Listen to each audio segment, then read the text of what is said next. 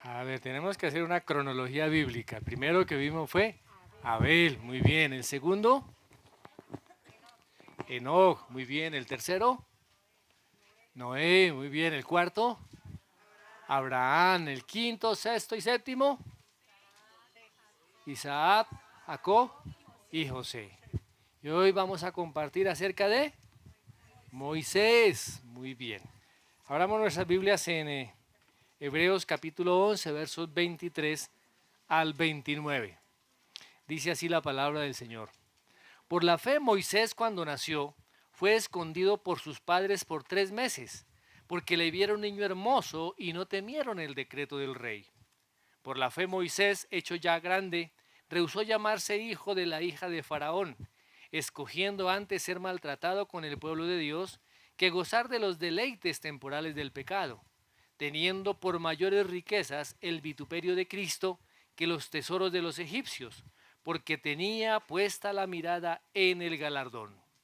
Por la fe dejó a Egipto, no temiendo la ira del rey, porque se sostuvo como viendo al invisible. Por la fe celebró la Pascua y la aspersión de la sangre, para que el que destruía a los primogénitos no los tocase a ellos. Por la fe pasaron el mar rojo como por tierra seca, e intentando los egipcios hacer lo mismo, fueron ahogados. Muy bien. Nuestra vida está llena de decisiones. Decisiones. Algunas de esas decisiones son sencillas, como por ejemplo usted hoy decidió qué vestido colocarse. Para algunas personas, algunas mujeres sobre todo, es difícil tomar una decisión de qué me pongo hoy, cómo lo combino, ¿cierto? Pero hay otras decisiones que son más importantes, que son complejas. Y todos, cada día de nuestras vidas, estamos tomando decisiones. Algunas las meditamos, las pensamos por mucho tiempo, mientras que otras las tomamos de manera rápida. Aún así, si no tomamos decisiones, estamos tomando decisiones. Estamos postergando, le damos larga a algo. Eso es tomar también una decisión. ¿Mm? Así que tanto el curso como la calidad de nuestras vidas está determinado por las decisiones que cada uno de nosotros tomamos, más que por las mismas circunstancias que vivimos. Ahora, para vivir la vida cristiana es necesario tomar decisiones correctas. Lo repito, para vivir la vida cristiana es necesario tomar decisiones correctas. ¿Sabe cómo conocemos si un cristiano es maduro o no? Por las decisiones que toma. Si son decisiones equivocadas, podemos decir, este es un cristiano inmaduro. Pero cuando esta persona toma decisiones sabias y las decisiones correctas, podemos decir que es un cristiano maduro. Y precisamente el proceso de santificación en nuestra vida, ¿sí?, se lleva por medio de decisiones. El Espíritu Santo obrando y mostrándonos cuáles son las decisiones correctas y el hombre decidiendo actuar. Usted puede tomar la decisión de leer o no leer la Biblia. Si usted toma la decisión de no leer la Biblia a diario, pues usted está en contra de la voluntad de Dios, no está tomando la decisión correcta. Si usted decide orar a diario, meterse en relación con Dios, está tomando la decisión correcta. ¿Por qué? Porque leer la Biblia, el meternos con Dios, el estar en oración, exige tiempo y exige una decisión, mis hermanos. ¿Mm? No es que a mí no me queda tiempo, es que yo estoy muy ocupado, no se trata de eso. Es que no se ha tomado la decisión correcta. ¿Mm? A veces tomamos la decisión de trabajar más del tiempo necesario porque queremos tener a veces más cosas.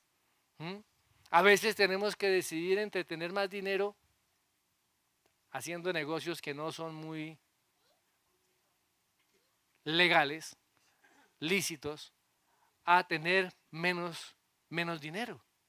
A veces decidimos pasar más tiempo fuera de nuestra casa que en la casa con nuestros hijos, con nuestra esposa, con nuestra familia.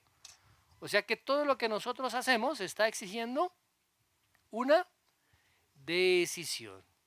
Y desde el principio de la humanidad, Dios le dio la oportunidad al hombre para determinar su vida, tomando decisiones sabias.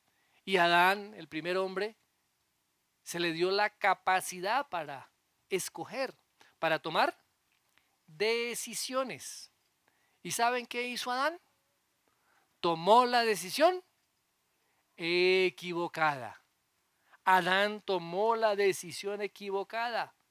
Y a partir de ahí comenzó una cadena trágica de decisiones, de elecciones equivocadas que ha llegado hasta nuestros días, a todos los descendientes de Adán, ¿cierto? Muy bien. Cuando Dios se dirige a su pueblo en el Antiguo Testamento, allá en Deuteronomio capítulo 30, Dios le dice: a los cielos y a la tierra pongo hoy por testigos en contra de ustedes. He puesto delante de ustedes la vida y la muerte, la bendición y la maldición.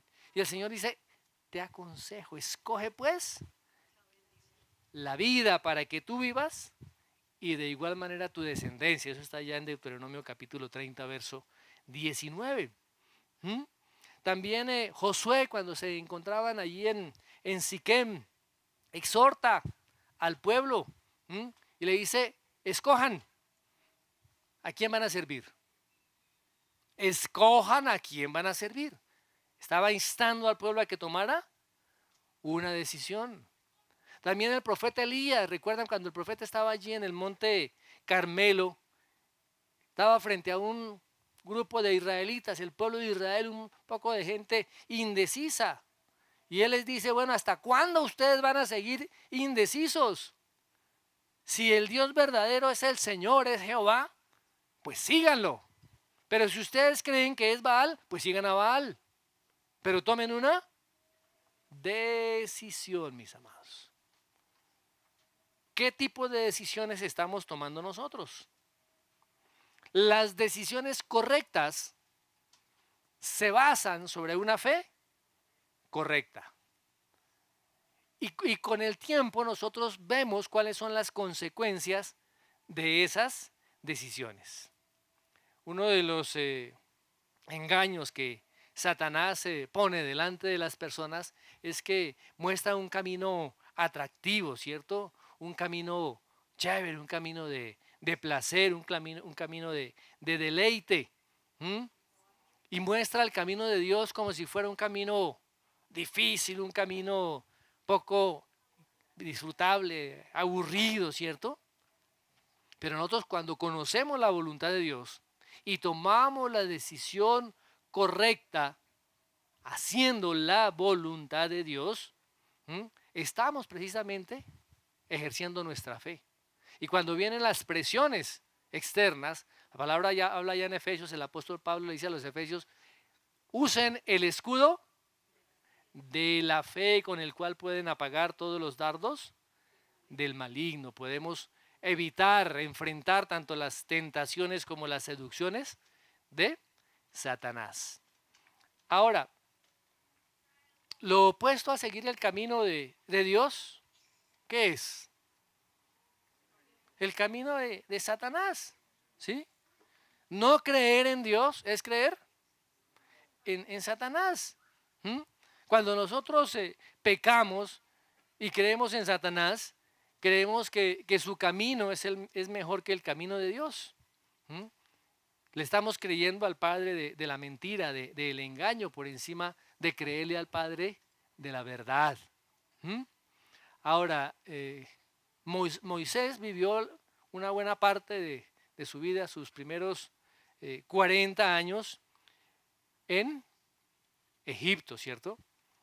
Con todos los privilegios que tenía como parte de la realeza de Egipto.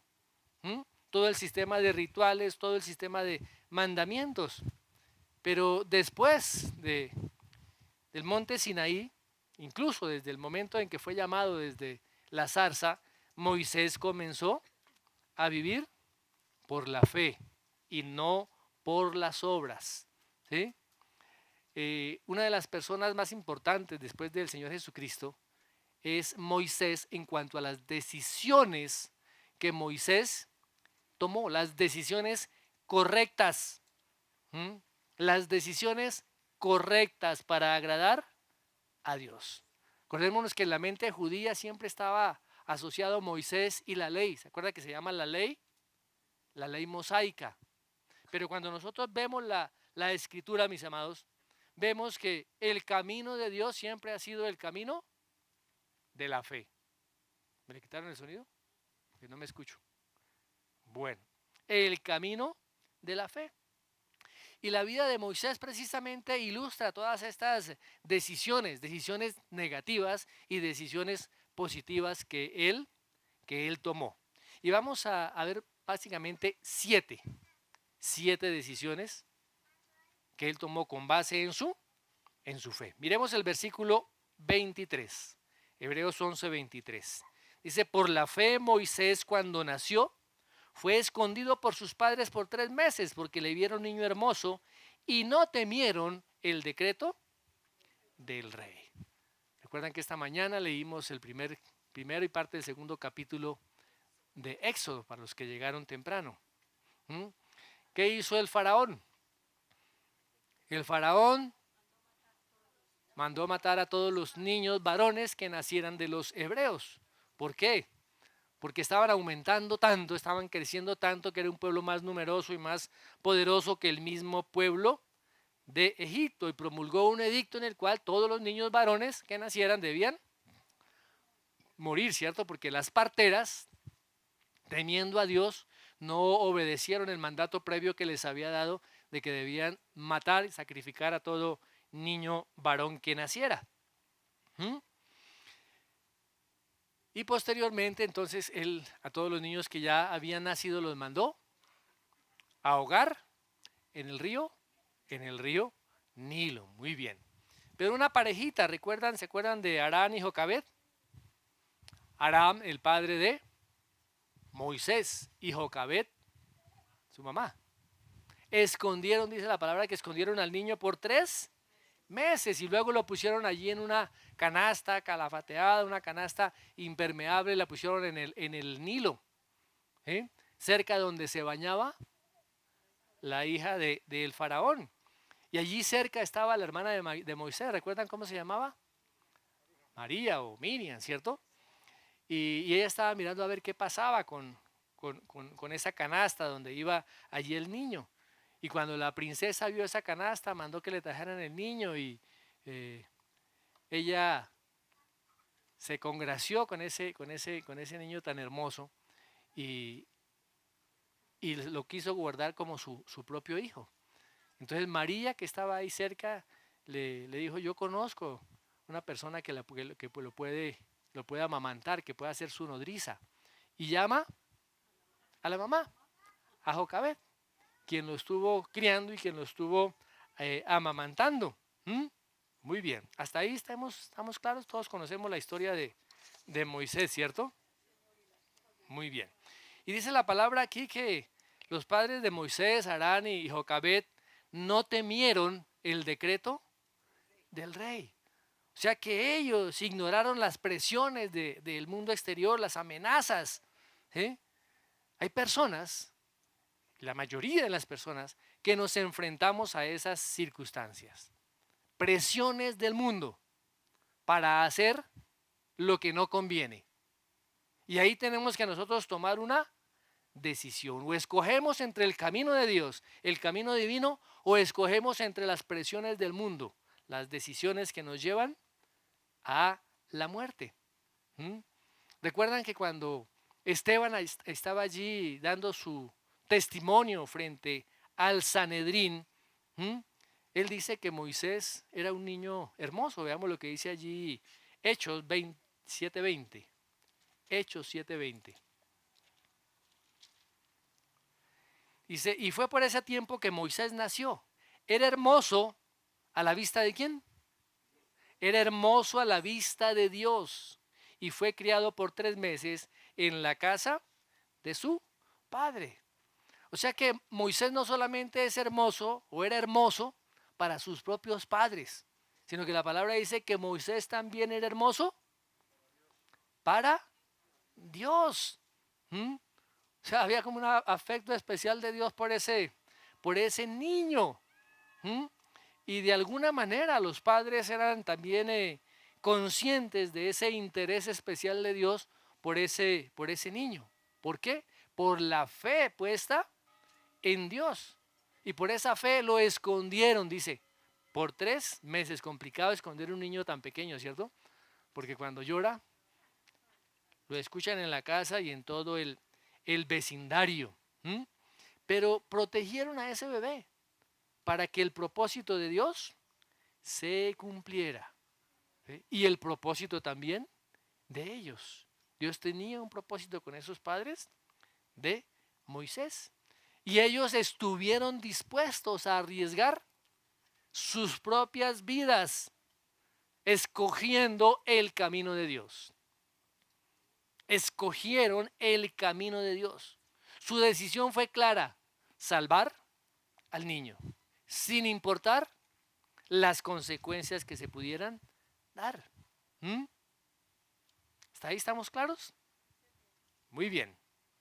A ver, no sabemos cuánto ellos sabrían del plan de Dios, pero obedecieron a lo que ellos sabían, a lo que ellos conocían. ¿Mm? Ahora, se requiere mucha fe para poner un niño en una canasta, ponerlo en un río tan gigantesco como es en el río Nilo, tener fe que la hija de Faraón lo pudiera adoptar, tuviera compasión de ese bebé. Se requiere fe para que esta princesa lo pudiera adoptar como su propio hijo, que fuera instruido en los caminos del Señor porque fue instruido por Jocabed, por su propia madre. ¿Mm? O sea, desde la perspectiva humana, estos padres no podrían saber todo lo que podría ocurrir, mas ellos le creyeron a Dios. Ellos estuvieron dispuestos a dejarlo ir y confiaron plenamente en Dios. Jocabed crió a Moisés, le enseñó las promesas de Dios para el pueblo de Israel, que tendrían una tierra, que vendría el Mesías, que esta nación de Israel bendeciría a todo el mundo.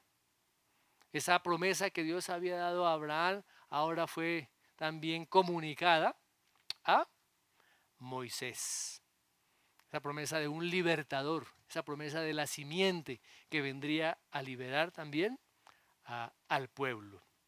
Ahora, hay muchas personas que piensan que tomando sus propias decisiones erradas pueden mejorar el plan de Dios. Eso es como si nosotros tomáramos una de las estatuas que hizo Miguel Ángel. ¿Cuál estatua hizo Miguel Ángel? ¿Se han visto alguna de las estatuas de Miguel Ángel? ¿Ah? El David, ¿cuál otra? El Moisés. Eso es como si nosotros pretendiéramos mejorar una obra de arte y coger un cincel y un martillo y comenzar a darle, queriendo mejorar las cosas. Eso es lo que nosotros haríamos poniendo nuestros propios planes, queriendo mejorar los planes de Dios. ¿Nosotros qué haríamos? Simplemente arruinaríamos esos planes de Dios. Dios no necesita que le ayudemos en sus planes. Él lo que exige de nosotros es que le obedezcamos. Dios no necesita nuestro consejo. Él quiere que confiemos plenamente en Él. Él es el que hace los planes y nosotros tenemos que ser los que caminamos en esos planes por la fe, por la fe. Muy bien. Un segundo aspecto que vemos se encuentra en el versículo 24. Dice, por la fe Moisés, hecho ya grande, rehusó llamarse hijo de la hija de Faraón. O sea, la fe rechaza la fama del mundo. La fe rechaza la fama del mundo. Durante 40 años, Moisés fue príncipe allí en Egipto. Era la cultura, la sociedad más rica, más avanzada y más influyente de esa época. Y Moisés tenía un alto nivel de educación, tenía muchas habilidades. Moisés era parte de la corte real. Miremos lo que dice Hechos 7:22. Y Moisés fue instruido en toda la sabiduría de los egipcios y era un hombre poderoso en palabras y en hechos. Su educación fue magnífica, debió haber aprendido varios idiomas, incluso también a leer y a escribir y a interpretar también jeroglíficos. Lógicamente también aprendió hebreo. ¿Quién le enseñó el hebreo? La mamá, ¿cierto? Jocabed. O sea que aprendió todo lo que Egipto tenía para ofrecerle. Pero esa formación que recibió en Egipto nunca cambió con respecto a la esperanza que tenía con el pueblo de Israel. Y nunca cambió con respecto a las promesas que Dios tenía para su pueblo. Ahora, cuando Moisés cumplió 40 años, se enfrentó a una situación crucial. O quedaba siendo egipcio, ¿sí? O se volvía a su pueblo natal, a los hebreos. A los hebreos. ¿Y qué hizo Moisés? Sin ninguna reserva, fue nuevamente a su pueblo. Y ese factor decisivo fue su fe en Dios. Por eso dice, por la fe Moisés rehusó llamarse hijo de la hija de Faraón. Y en todos esos años él no vaciló en su devoción al Señor. Dios de alguna manera le indicó a él que él sería, o que él era el escogido para que liberara a su pueblo de la esclavitud de Egipto. Parece que Moisés lo sabía. Miremos nuevamente en Hechos, nuevamente Esteban lo afirma ya en Hechos 7:25. Dice, pensaba que sus hermanos entendían que Dios les estaba dando libertad por medio de él, pero ellos no entendieron. Moisés entendía, conocía el plan de Dios para él, que era usarlo como un instrumento para traer liberación al pueblo, pero el pueblo no entendía. El pueblo no entendió la misión de Moisés. No la entendió. Ahora Moisés estaba en una situación complicada. El pueblo no lo entendía y el faraón de Egipto quería matarlo también, ¿cierto? Bueno, en el mundo siempre la fama, el prestigio, la honra atraen. ¿Sí o no? Que hablen bien de nosotros, que nos pongan en un sitio de honor, o vea cómo hoy en día se exalta y se honra a esas personas que tienen alguna habilidad para algún juego, bien sea jugar fútbol o béisbol o tenis. Cómo se exalta a las personas que tienen un don, una capacidad, por ejemplo, en las artes, para cantar o para tocar un instrumento, ¿cierto? Y el mundo llama a esas personas que son, wow, grandes, grandes, tienen fama, son extraordinarias. Pero delante de la vista de Dios eso no tiene ningún valor. Delante de la vista de Dios no tiene ningún valor. Eso tiene valor para el mundo. Admiramos a veces a las personas que tienen mucho dinero, esos grandes inversionistas, esos negociantes, Bill Gates, magnates y gente similar, sin importar cómo lo obtuvo. Hoy en día se hace apología al dinero mal habido, al narcotráfico, a los capos. ¡Wow! No importa cómo se tenga el dinero, pero si se tiene dinero es una persona importante. O si tiene hartos títulos, ¿no?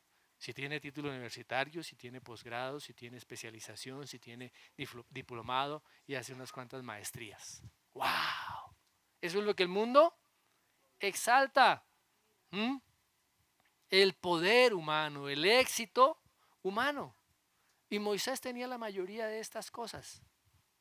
¿Y sabe qué hizo? Las dejó a un lado.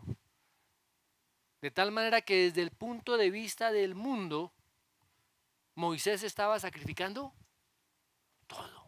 Pero ¿cómo se le ocurre? Estaba sacrificando todo.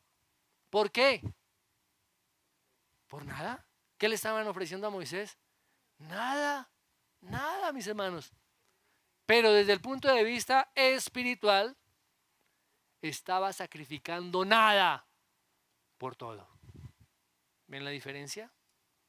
Renunció al poder, renunció a la honra, renunció a la fama, renunció al prestigio del mundo por la causa de Dios. Por la causa de Dios. Y aquí la palabra dice, porque tenía puesta la mirada en el galardón, dice el versículo 26. O sea, lo que el mundo considera grande no tiene nada que ver con Dios. La honra a las personas sobre una base diferente a la fe en Dios no tiene ningún valor. No tiene ningún valor. Dios no está interesado en cuánto dinero tenemos, cuánta educación tenemos, cuánta posición tenemos, qué apellidos tenemos.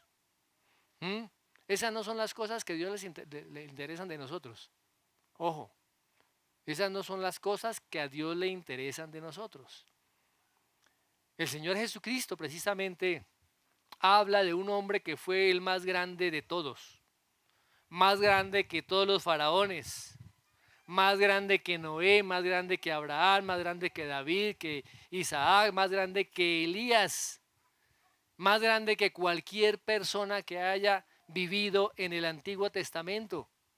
Y un ángel le anuncia el nacimiento de ese hombre a su padre, le dice, será grande delante de Dios y será lleno del Espíritu Santo aún desde el vientre de su madre.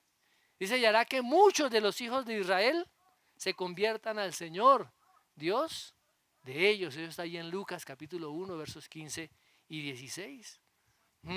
Así que Jesús dijo que no había nacido un hijo de mujer que fuera mayor que ese hombre. ¿Quién era ese hombre? Juan el Bautista. ¿Dónde nació Juan? ¿En qué tipo de familia? En una familia sencilla, humilde. Zacarías era su padre, que era sacerdote. Su madre, Elizabeth, prima de María, pero ¿qué importancia podría tener?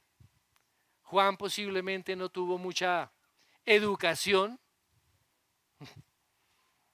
Desde joven se alimentaba ¿de qué? De miel, de langostas. Su vestido era un Pierre Cardin. Eran pieles de camello y tenía un cinturón Bossy, Gucci, un cinturón hecho de cuero, ¿cierto? Eso dice. Y es el hombre más grande que ha existido. O sea, no tenía nada que lo calificara de un hombre grande delante de los ojos del mundo. ¿Qué podemos decir? Nada, pero Dios lo consideró el hombre más grande después del Hijo de Dios. ¿Y por qué? ¿Por qué Dios lo consideró así? Porque Juan le obedeció a Dios. Porque estaba lleno del Espíritu Santo. Porque ganó a muchos del pueblo para el reino de Dios. Juan amaba más al Señor que al mundo. Y el apóstol Juan nos lo dice allá en Primera de Juan, capítulo 2, verso 15. Dice, no améis al mundo, ni las cosas que están en él. En el mundo. Si alguno ama el mundo, el amor del Padre no está en él. Mire lo que dice el versículo 17. Pero el que hace la voluntad de Dios permanece para siempre. Mis hermanos, si nosotros estamos buscando nuestros intereses humanos, estamos rompiendo relaciones con Dios. Porque no estamos buscando la voluntad de Dios. Y nuestra vida debe ser una vida de fe. Y esa fuerza de la fe se demuestra en la negación propia que tenemos que hacer nosotros cada día. Negarnos a nosotros mismos. A Moisés no le interesó, no le importó toda esa herencia que tenía, todas las ventajas que tenía allí siendo parte de la corte real. Estas cosas eran paganas, eran mundanas. Él sabía que había cosas mayores, cosas más grandes. Y que el mundo realmente, lo que el mundo puede ofrecer es nada en comparación con las riquezas y la satisfacción y la vida que hay en Cristo. Y Moisés se unió al pueblo de Dios. ¿Cómo estaba en ese momento el pueblo de Dios? Esclavizado. Se hizo también un esclavo en vez de sacar ventaja de ese prestigio y de ese poder que tenía. Y fue fiel con Dios. Muy bien, el tercer aspecto lo vemos en el versículo 25. Escogiendo antes ser maltratado con el pueblo de Dios, que gozar de los deleites temporales del pecado. La fe rechaza los placeres del mundo. La fe rechaza los placeres del mundo. Ahora, ¿a quién tenemos que convencer de que el pecado no es sabroso? De que el pecado es divertido. De que el pecado es placentero. De que el pecado satisface nuestros deseos, nuestros apetitos físicos. ¿A quién tenemos que convencer de eso? A nadie. Todos lo saben. Pero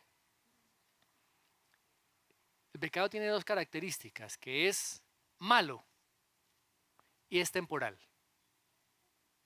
Esos deleites del pecado son malos y son temporales.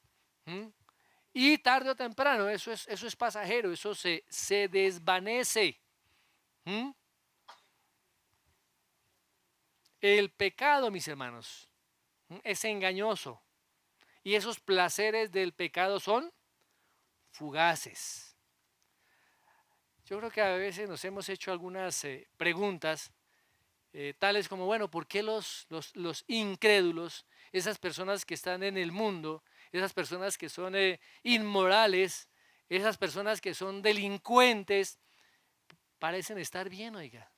Tienen dinero, ¿sí? Son exitosos, son ricos, tienen todo.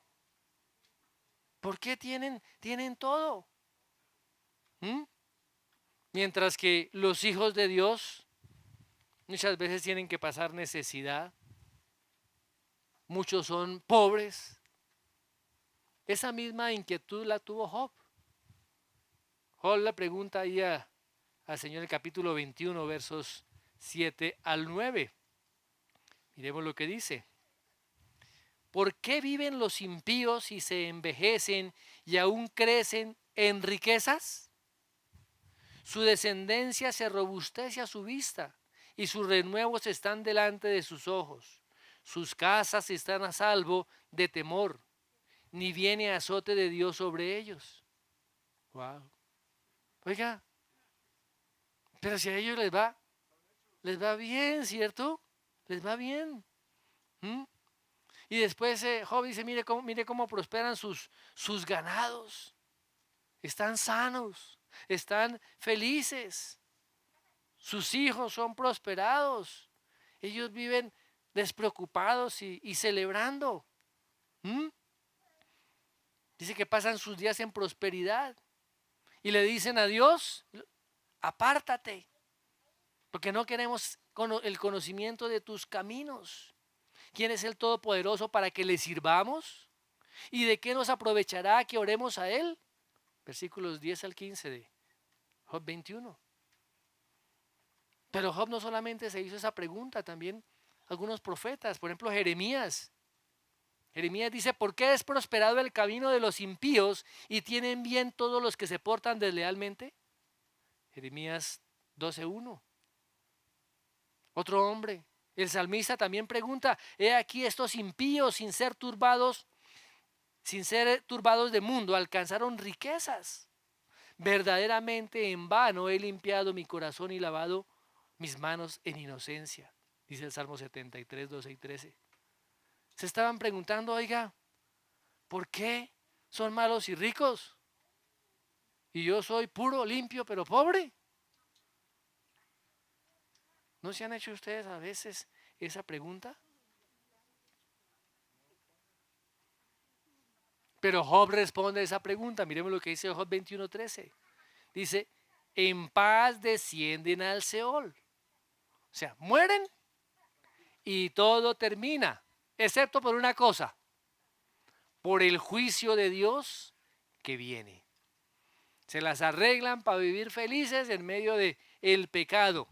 Pero eso es momentáneo. Momentáneo. Uno de los amigos de Job, recuerdan a Zofar, responde lo siguiente, allá en Job 25, dice, la alegría de los malos es breve y el gozo del impío por un momento. ¡Wow! Tremendo. El apóstol Santiago también habla con respecto a eso, mis hermanos. Santiago 5, versos 5 y 6. Habla de los ricos opresores. Dice, habéis vivido en deleite sobre la tierra y sido disolutos. Habéis engordado vuestros corazones como en el día de la matanza. Habéis condenado y dado muerte al justo y él no hace resistencia. Ay, ay, ay. Pero miremos lo que dicen los versículos 1 al 3. Vamos ahora, ricos, llorad y aullad por las miserias que os vendrán. Vuestras riquezas están podridas y vuestras ropas están comidas de polilla. Vuestro oro y vuestra plata están enmohecidas y su moho testificará contra vosotros y devorará del todo vuestras carnes como fuego. Habéis acumulado tesoros para los días postreros. ¿Ah? O sea que los malvados heredarán un tesoro de juicio que no están esperando. Ellos dicen que aprovechar esta vida porque ya no hay más. Como dice el apóstol Pablo precisamente allá en Romanos capítulo 2, dice que atesoran ira que se soltará, esa ira será suelta el día del juicio divino. Tremendo. También David aprendió a las malas el placer, ¿cierto? Que el placer del pecado es breve y que trae desastres. El placer de conquistar y de dormir con Betsabé, adulteró y luego manda a matar a su esposo. Y más adelante, ¿qué pasó con David? Lloraba confesando su pecado. Dice, porque yo reconozco mis rebeliones y mi pecado está siempre delante de mí, como dice en el Salmo 51. ¿Y qué sucedió con David? Ve morir a ese hijo, a ese hijo pequeño, a ese hijo que tuvo con Betsabé. Vio también morir a otro hijo, a Absalón. Lo vio morir ahorcado, mis hermanos. El pecado de David fue de corta duración, fue un placer momentáneo, pero las consecuencias a través de su vida fueron largas. Ahora, Moisés sabía que Dios lo estaba llamando para dar su vida por su pueblo. Y Moisés tenía que tomar una decisión, hacer una elección. Podía obedecer a Dios o podía desobedecerlo. Ahora, desobedecer tiene muchas atracciones. ¿cierto? Hay una canción por ahí, dicen que el pecado es dulce, ¿no? ¿Mm? Una aventura es más bonita cuando se hace a escondidas, ¿sí? Y la gente canta eso y se divierte con eso y vive eso. ¿Mm? En los deleites del pecado. ¿Mm? Es más fácil buscar los deleites en las cosas terrenales. ¿Mm? Y Moisés tenía muchas de esas cosas cuando él tenía ya 40 años. Ahora, no tenemos constancia de que él haya participado de prácticas inmorales o cosas así, pero disfrutaba de una buena vida. Vivía en el palacio, comía la comida del rey. ¿Mm? Tenía todo lo que podía disfrutarse en esa época. Lujos, riquezas, descanso, juegos, bueno, infinidad. ¿Mm? Esas cosas no es que fueran pecado en sí mismas. José también disfrutó de esos placeres de pertenecer a la realeza. ¿Recuerdan? ¿Mm? De una vida cómoda. Ahora, eso no significa, como les digo, que eso sea pecado. Pero, ojo, pero cuando tenemos que hacer una elección entre permanecer y disfrutar de esas cosas a hacer la voluntad de Dios y tomamos una decisión equivocada, eso realmente se convierte en pecado. Moisés hizo una elección o una decisión consciente. Prefirió, dice, ser maltratado con el pueblo de Dios antes que gozar de los deleites temporales del pecado. Eso es un acto de fe. Eso es un acto de fe. ¿Mm?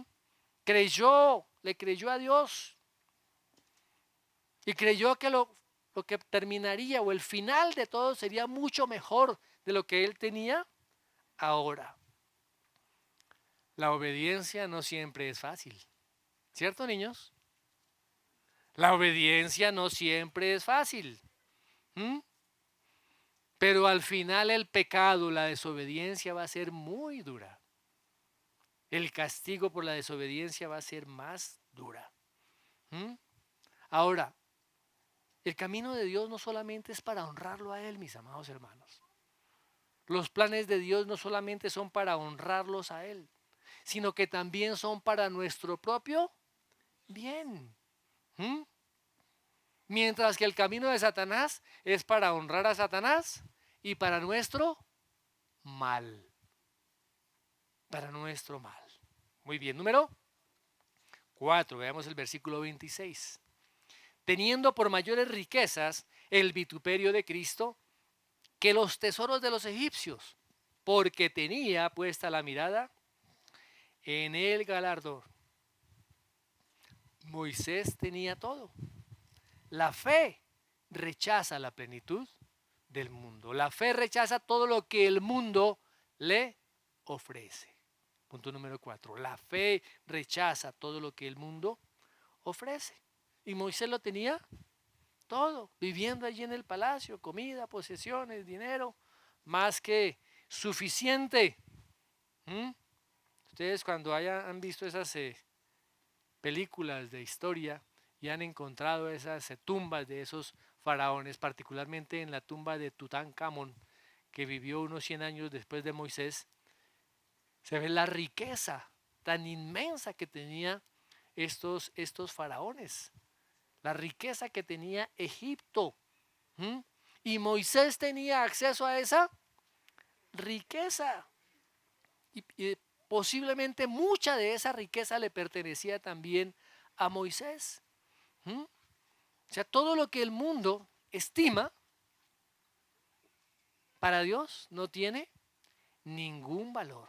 Ahora, Moisés tenía que tomar una decisión: o yo dejo todas estas cosas, o me quedo con ellas, o tomo lo que Dios me está mandando a hacer. Y cada día nosotros tenemos que tomar esas decisiones. Cuando usted se levanta los domingos y dice no voy a la iglesia, usted está tomando una decisión equivocada. Una decisión que no es la voluntad de Dios. ¿Sí sabía eso? Cuando usted pasa un día sin orar y sin meditar en la palabra de Dios, está tomando decisiones equivocadas. Está prefiriendo los, los beneficios del mundo. Es que es mejor ver 2 horas de televisión que estar media hora en oración o en estudio de la palabra. O es mejor estar en un partido de fútbol o en un juego de billar o qué sé yo, o compartiendo con los amigos que estar buscando la presencia del Señor. ¿Cuántas decisiones nosotros estamos tomando a diario? Muchísimas. Pero miremos cuántas de esas decisiones van en contra de la voluntad de Dios. Y aquí la palabra dice teniendo. Cuando esa palabra se busca en el hebreo, esta palabra dice que se refiere a tomar una decisión que requiere pensamiento, un pensamiento cuidadoso. No es una decisión así rápida, ¿cierto? Moisés puso meticulosamente su decisión y él miró cuáles eran los pros y cuáles eran los contras. Miró lo que Egipto le ofrecía contra lo que Dios le ofrecía y llegó finalmente a una conclusión. Que el ofrecimiento de Dios era infinitamente superior en todo sentido a lo que le estaba ofreciendo Egipto. Era muy superior. Pero fijémonos que a los ojos del mundo, ojo, a los ojos del mundo no vale la pena sacrificar las riquezas. Pero aquí Moisés dice que sacrificó las riquezas del mundo, ¿por qué? Por vituperio. ¿Qué es vituperio? Maltrato, humillación, ridiculización, persecución, ¿cierto? Por el vituperio de Cristo. Ahora, Moisés sufrió vituperio por causa de Cristo, por causa de el Mesías, porque se identificó con el pueblo del Mesías mucho antes de que el Señor Jesucristo viniera a la tierra. Y desde la caída de Adán, mis hermanos, todo creyente ha recibido la salvación y es precisamente por la sangre del Señor Jesucristo, sin importar la época en que viviera. Ahora, también es un hecho de que todo creyente ha sufrido en el nombre de Cristo. Pablo sufrió terriblemente por el nombre de Cristo. David, miremos lo que dice David en el Salmo 69. Los denuestos de los que te vituperaban cayeron sobre mí. Y Pablo también allí en Gálatas 6:17 dice: yo traigo en mi cuerpo las marcas del Señor. Fíjese que el Mesías siempre se ha identificado con su pueblo. Cuando Israel sufría, el Mesías sufría. Y cuando Moisés sufría, él sufría, mis hermanos.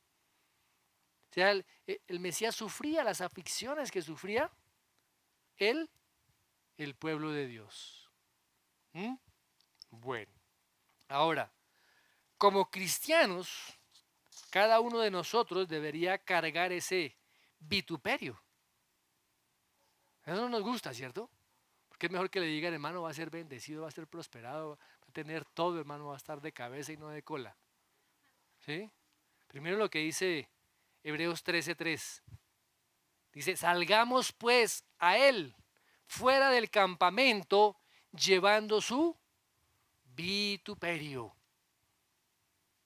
Mis amados, todo aquel que se haya puesto de parte de Dios por la fe, que haya vivido por él, que haya dado la espalda a las riquezas del mundo para ir en el camino que Dios ha determinado, ha recibido ese vituperio. El vituperio de Dios y el vituperio de su ungido, su Cristo. Vamos, mis amados. Y la iglesia carga ese vituperio. Ojo, la iglesia carga ese vituperio de Cristo. ¿Recuerdan cuando tomaron presos a los apóstoles y después de que los azotaron allí en el Sanedrín, salen de la presencia allí del concilio, mire lo que dice Hechos 5:41. Salieron de la presencia del concilio gozosos. Oiga, me cascan, me echan látigo, me dan juguete. Gozosos de haber sido tenidos por dignos de padecer afrenta por causa del nombre. El nombre de Cristo. Wow. ¿Qué pasa cuando nosotros nos rechazan por causa del nombre de Cristo? Cuando se pierde un empleo por causa del nombre de Cristo. Cuando nos hacen bullying en el colegio por causa del nombre de Cristo o en el trabajo. Con nuestra misma familia nos menosprecia por causa del nombre de Cristo. ¿Qué dice Primera de Pedro 4:14? Si sois vituperados por el nombre de Cristo, sois bienaventurados, porque el glorioso Espíritu de Dios reposa sobre vosotros. Wow. Pero ellos nos dicen todo lo contrario. Hoy nos dicen que no tenemos que sufrir, que tenemos que gozar de todas las bendiciones que Dios nos quiere dar. ¿Qué hizo Moisés? Moisés rechazó, mis hermanos, toda la riqueza y todos los tesoros de Egipto y aceptó su posición como el llamado, como el ungido de Dios. A ver, pues no tenemos conocimiento, no sabemos con exactitud cuánto sabía Moisés precisamente de esa labor que él tenía que hacer como libertador, y menos del libertador futuro que vendría, el Señor Jesucristo. Tuvo más luz que Abraham, tuvo más luz que muchos de los profetas del Antiguo Testamento. ¿Y qué dice Juan 8:56? Dice que Abraham anheló y se alegró por ver ese día, el día del Mesías, el día de Jesús. De la misma forma en que Moisés anhelaba también ver ese día. ¿Sí estamos? Muy bien. Y dice que tenía la mirada puesta en el galardón. El galardón de Dios siempre es mucho mayor, mucho más grande que lo que nos pueda ofrecer el mundo. El apóstol Pablo le dice a los filipenses, ahí en el capítulo 4, verso 19, dice que mi Dios pues suplirá todo lo que os falta conforme a sus riquezas en gloria en Cristo Jesús. Y aquí viene lo que les decía al principio, en la ofrenda. ¿Cómo suple Dios? Conforme o de acuerdo a sus riquezas. ¿Sí? Dice no de sus riquezas. Son dos cosas diferentes.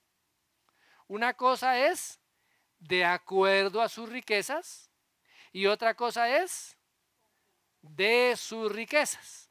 Por ejemplo, miremos el hombre más rico de Colombia.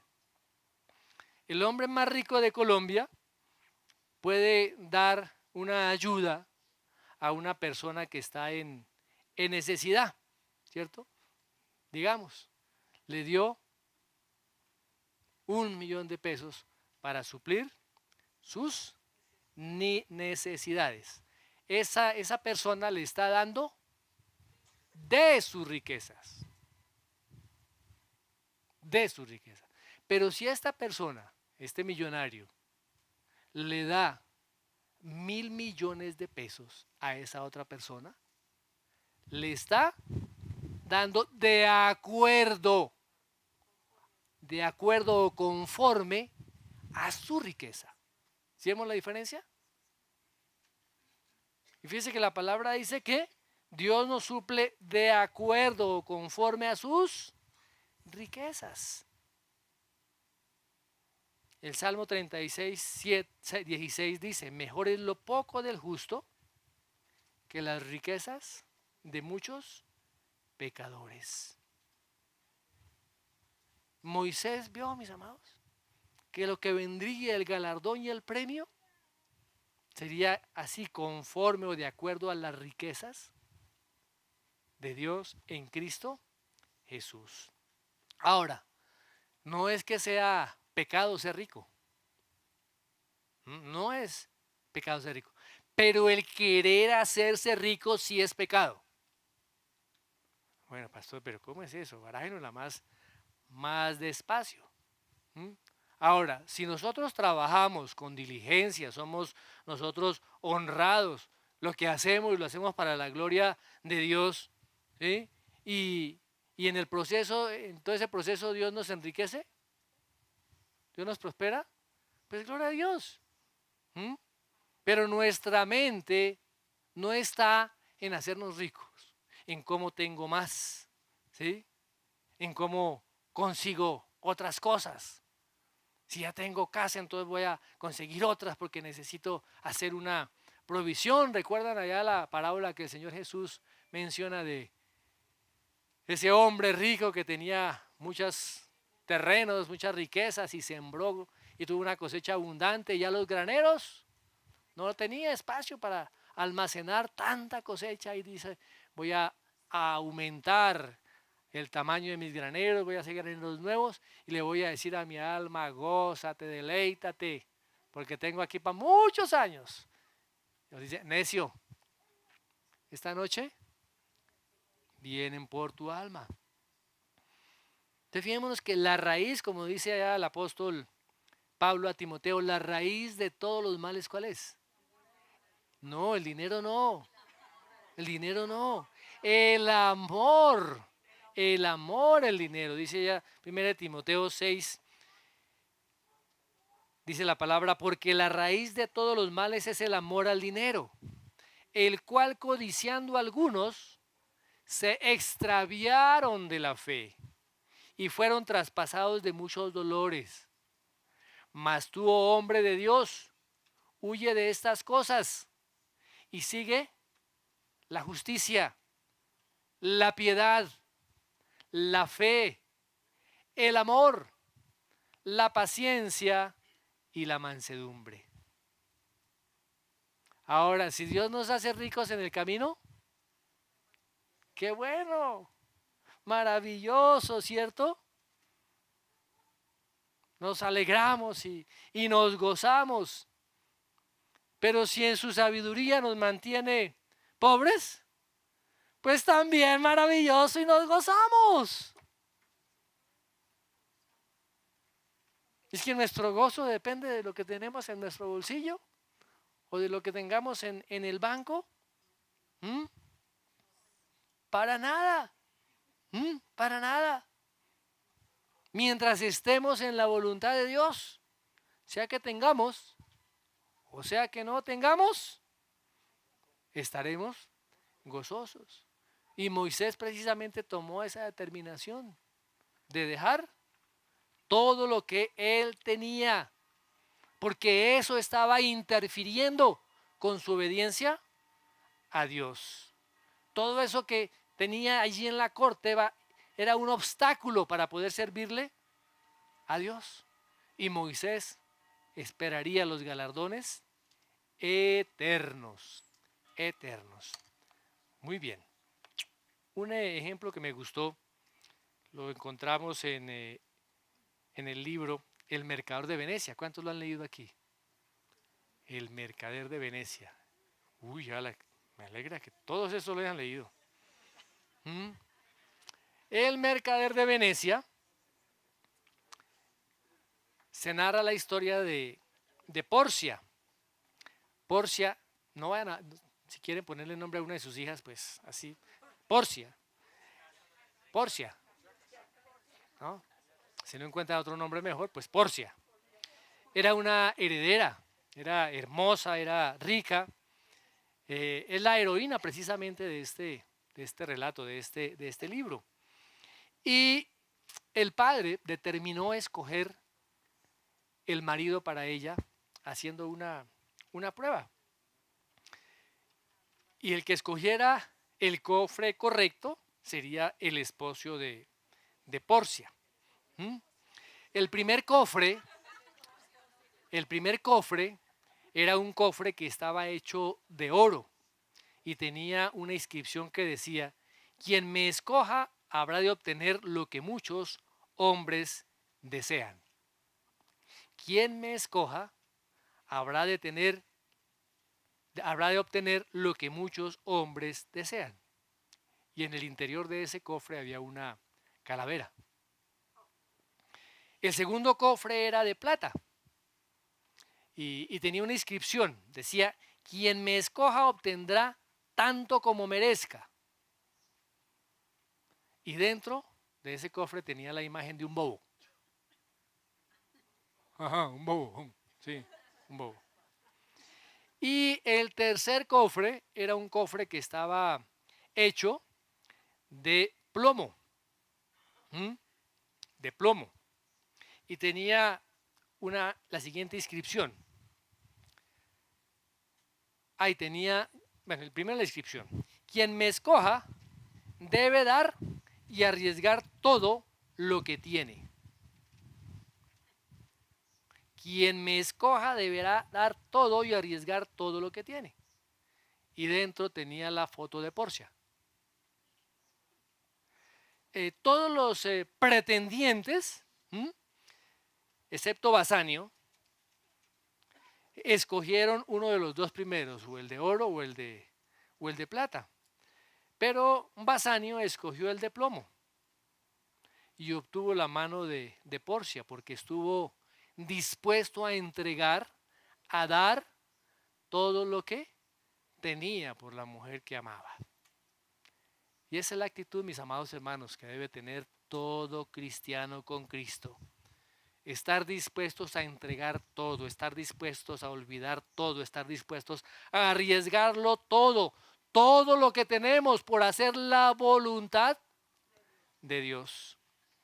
Sabiendo que junto con Moisés, Pablo, como decía Pablo, esta leve tribulación momentánea produce en nosotros un cada vez más excelente y eterno peso de gloria. ¡Wow! Muy bien. Número 5, verso 27. Por la fe dejó a Egipto, no temiendo la ira del rey, porque se sostuvo como viendo al invisible. El quinto aspecto es que la fe rechaza la influencia del mundo. La fe rechaza la influencia o las presiones del mundo. Recuerdan que la primera vez que salió Moisés de Egipto fue porque mató a un egipcio. Entonces el faraón iba a matar a Moisés. Recuerdan que mató a un capataz. Está allá en Éxodo capítulo 2, verso 15. Y la segunda vez que dejó Egipto, cuando estaba gobernando otro faraón, tendría que salir junto con los hijos de Israel. Y el faraón estaba evitando que saliera de Egipto. Ahora, no sé si enfrentarse con un rey traiga problemas. Trae muchos problemas, ¿cierto? Enfrentar la presión.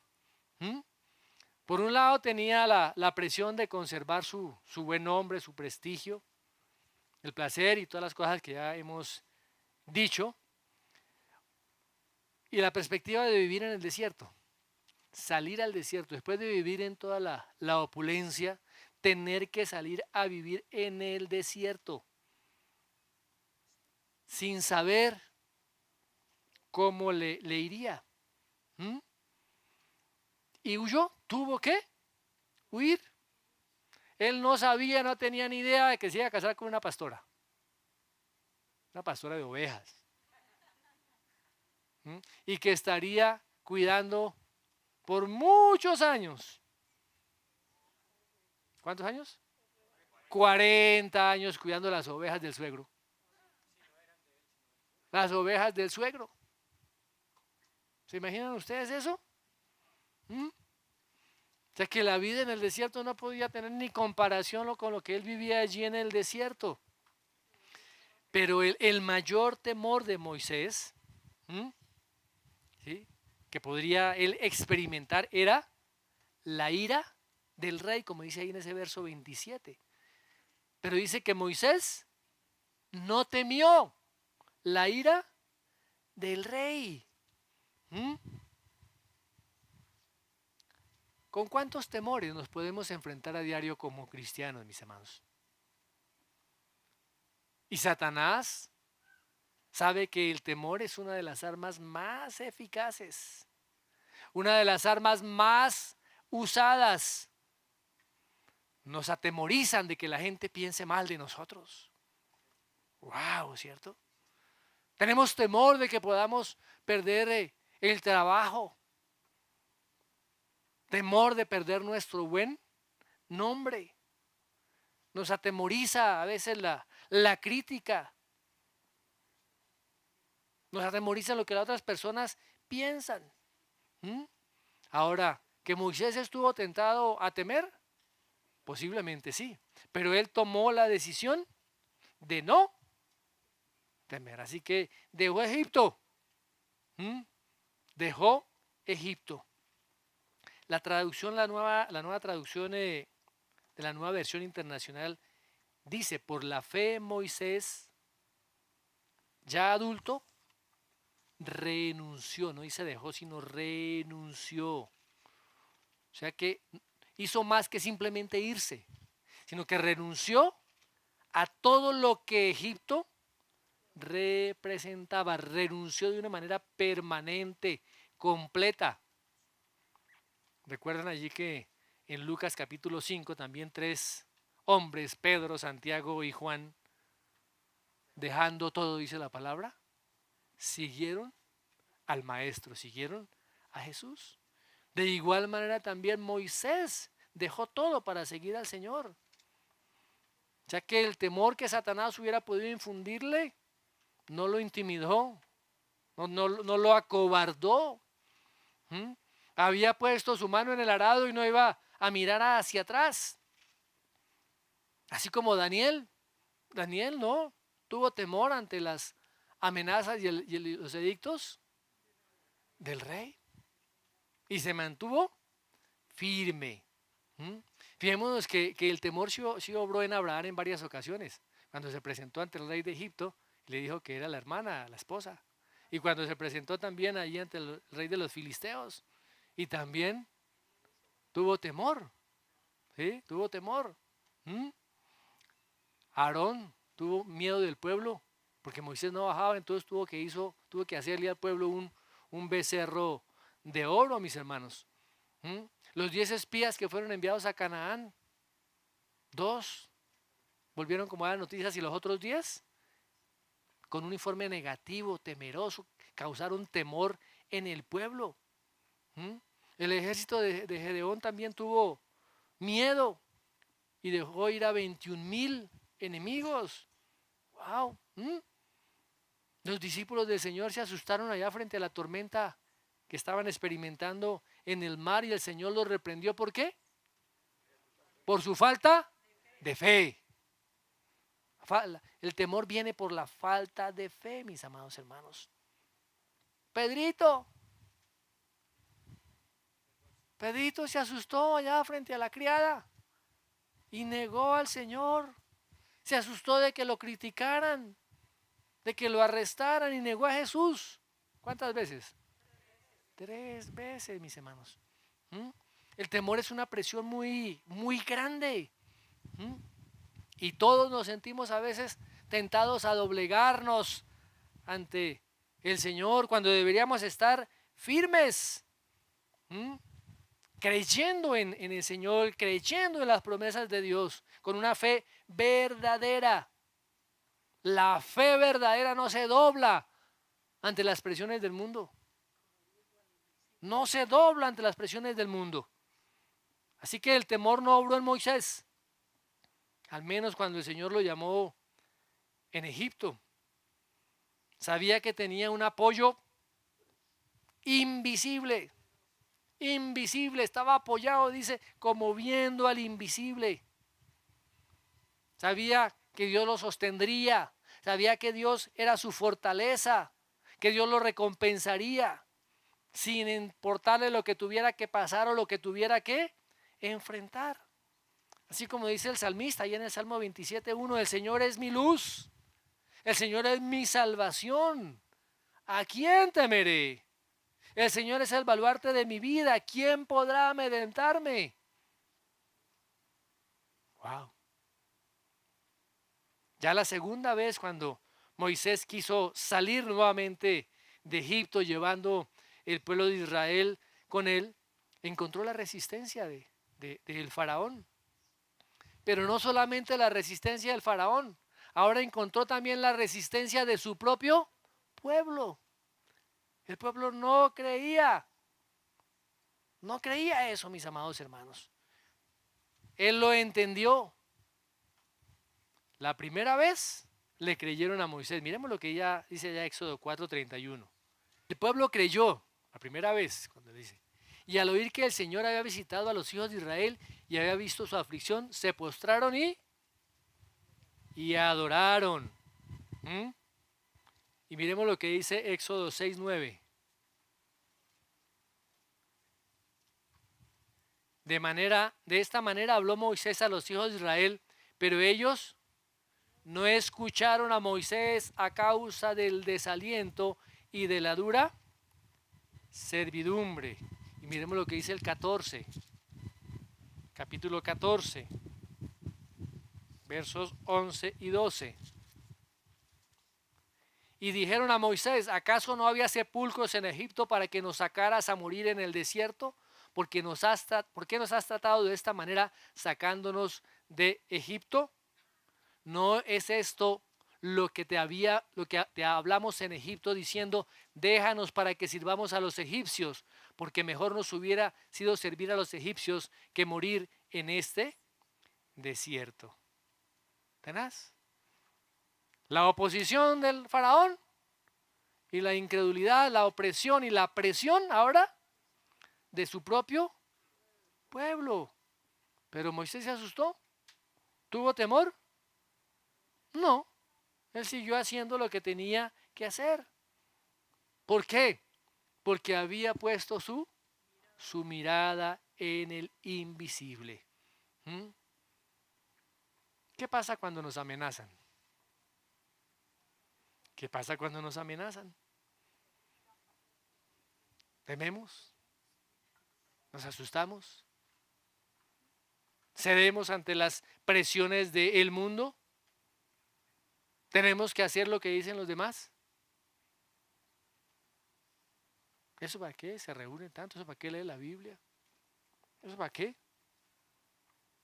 ¿Estamos realmente dispuestos a agradar a Dios? Porque mis amados, cuando no obedecemos la voluntad de Dios, tarde o temprano Dios nos disciplina.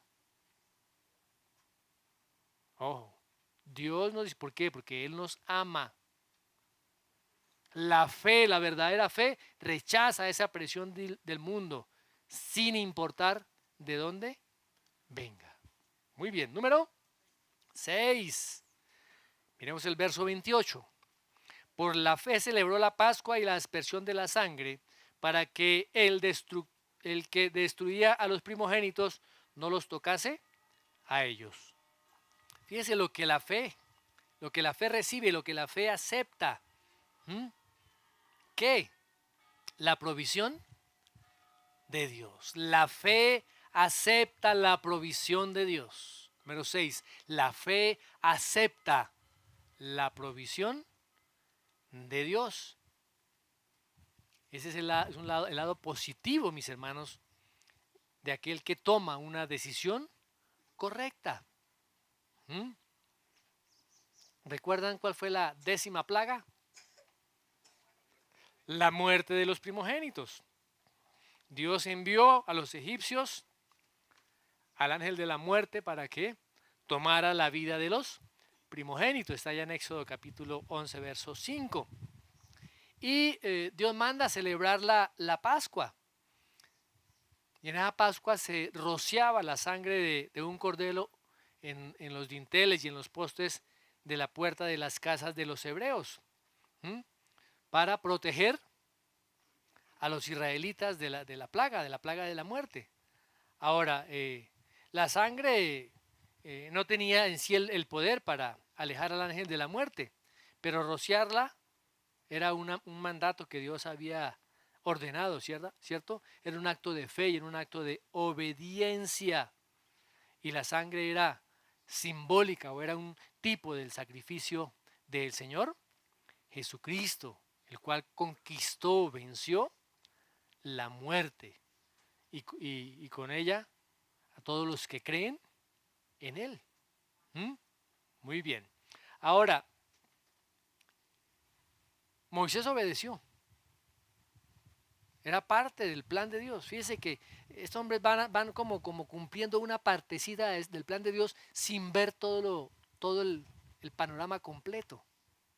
Se ve una partecita nomás de la carretera o del camino que tienen que transitar.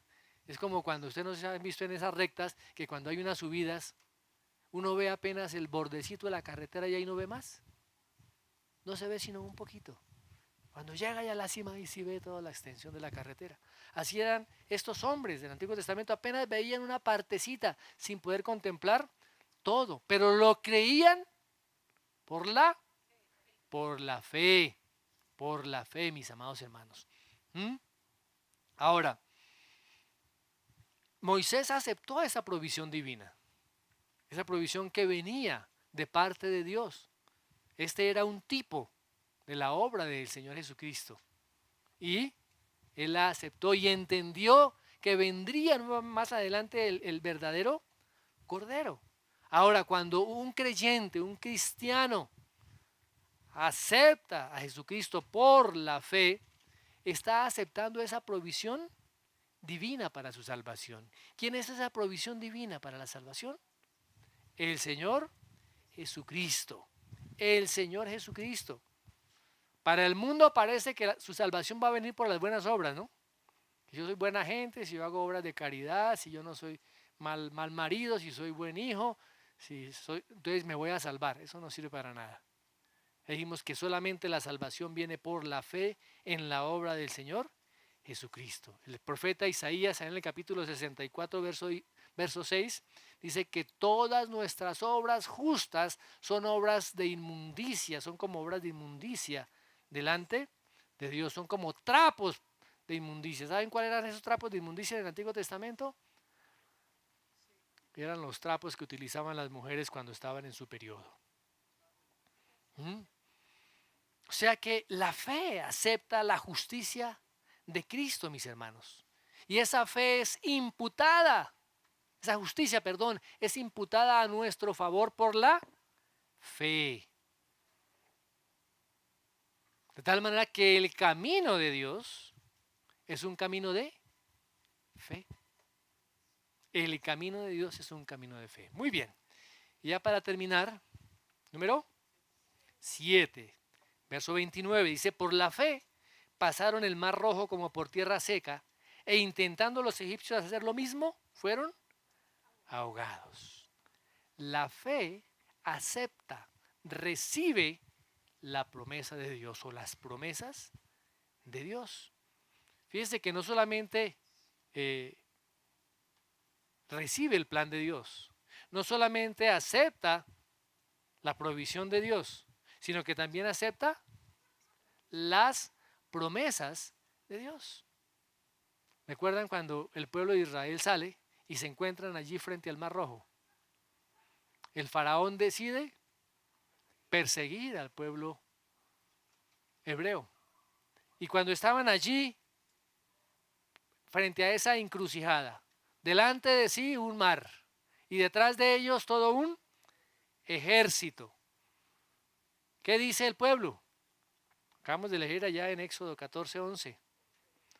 ¿No había sepulcros en Egipto que nos ha sacado a que muramos aquí en el desierto? ¿Mm? ¿Y qué les dice Moisés? ¿Qué les dice Moisés? No tengan miedo. Mantengan sus posiciones, que hoy mismo serán testigos de la salvación que el Señor realizará a su favor. A estos egipcios que hoy ven, jamás volverán a verlos. Ustedes Ustedes quédense quietos, que el Señor peleará por ustedes. Wow. Versos 13 y versos 14. Por lo menos en ese momento, ¿qué hizo el pueblo? Confía en Dios, ¿cierto? Y por eso dice que por la fe pasaron el mar rojo como por tierra seca. Le creyeron en ese momento a la promesa de Dios, que Dios trajo a través de Moisés, y comenzaron a caminar por el fondo de ese mar. Usted imagínese ese paso por ese mar. Imagine a cada lado toda una muralla de agua que en cualquier momento se cerraba, mis hermanos. Debió haber sido un paso aterrador. Si se hubieran cerrado las aguas, todo el pueblo se hubiera ahogado. ¿Qué garantía tenía el pueblo? Solamente la palabra de Dios, la promesa que Dios le había dado a través de Moisés. La promesa que Dios le había dado a través de Moisés. O sea que la palabra de Dios es suficiente. La palabra de Dios es suficiente. Para los creyentes, para los fieles, la palabra de Dios siempre es suficiente. ¿Cómo le parece? Hay muchos que cuestionan la palabra, ¿cierto? Hay muchos, pero es que aquí dice esto, pero es que a mí no me parece. No estoy de acuerdo. A Dios no le importa si a usted no le parece o no está de acuerdo. Como cristianos tenemos que creer en su palabra, confiar en su palabra y saber que la palabra de Dios para cada uno de nosotros como cristianos es suficiente. Suficiente. ¿Qué hicieron los egipcios? Los egipcios endurecieron sus corazones, ¿cierto? Se pusieron a confiar en sí mismos y dijeron, vamos a pasar y vamos a acabar con ese pueblo. Y cuando estaban pasando, las aguas se cerraron, mis hermanos, y se ahogaron. ¿Saben cuál es la prueba de la fe? La prueba de la fe es confiar en Dios, confiar en sus promesas cuando todo está patas arriba. Cuando tenemos problemas, cuando nos abruman las circunstancias, cuando hay dolor o cuando hay enfermedad. Y Dios en esos momentos se deleita en mostrarnos su fidelidad. Dios en esos momentos se deleita mostrándonos su poder y su amor. Esa es la vida que debe llevar el cristiano. Cuando no tenemos más que sus promesas, pues tenemos que apoyarnos en esas promesas, porque su ayuda estará ahí próxima. Y su presencia va a estar con nosotros. Mis amados, en cada situación de nuestra vida, o cumplimos la voluntad de Dios y su Espíritu nos llena, o hacemos nuestra propia voluntad y apagamos, contristamos al Espíritu de Dios. Cuando realmente nosotros creamos en Dios, creamos en su palabra, sabemos, tendremos claro que Dios está interesado en darnos lo mejor para nosotros en todo. Sea que tengamos o que no tengamos. Amén. Muy bien. Señor, te damos gracias por tu palabra. Amado Dios, que cada día nuestra mente puede estar llena de tu palabra, para que las decisiones que cada uno de nosotros tomamos sean decisiones de acuerdo a tu voluntad. Que tomemos la decisión de caminar en tus caminos y apartarnos, Señor, de las presiones del mundo. Que podamos, Señor, cada día disfrutar de tu presencia, disfrutar, Señor, de todo aquello que tú has prometido para cada uno de nosotros. Que podamos cada día tener una mayor claridad y comprender tus planes, Señor. enfrentarnos ante la fama, ante las presiones del mundo, rechazar todos estos placeres que nos ofrece el mundo a cada momento, Señor. Que podamos, Señor, también aceptar con gozo y con alegría, Dios, sea que nos des o sea que no nos des, sea que tengamos o sea que no tengamos. Que podamos también, Señor, rechazar esas influencias y esas presiones que el mundo hace sobre nuestras vidas para escoger el camino errado.